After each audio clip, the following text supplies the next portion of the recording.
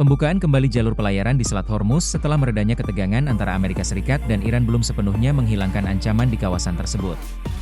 Meski blokade telah dicabut dan lalu lintas kapal mulai kembali bergerak, risiko keamanan masih membayangi salah satu jalur energi terpenting di dunia itu.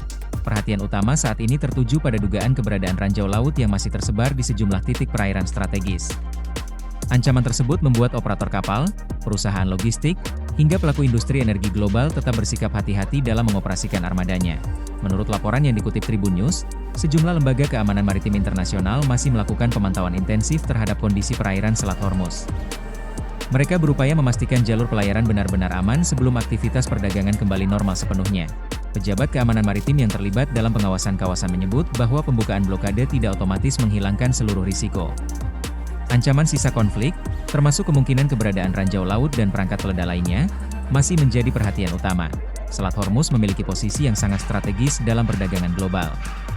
Sekitar 1/5 pasokan minyak dunia melewati jalur sempit tersebut setiap hari.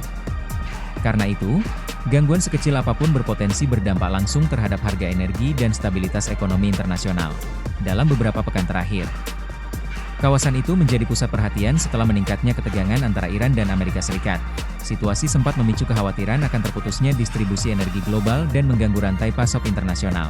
Meski kedua negara kini mulai menunjukkan sinyal deeskalasi, perusahaan pelayaran internasional belum sepenuhnya kembali ke pola operasional normal. Sejumlah operator masih menerapkan jalur alternatif, sementara sebagian lainnya meningkatkan biaya asuransi akibat tingginya risiko keamanan. Lembaga pemeringkat risiko maritim juga masih mempertahankan status kewaspadaan tinggi untuk sejumlah wilayah di sekitar Teluk Persia. Penilaian tersebut didasarkan pada kemungkinan ancaman yang belum sepenuhnya teridentifikasi pasca konflik. Di sisi lain, negara-negara pengguna energi terbesar dunia terus memantau perkembangan situasi di Hormuz.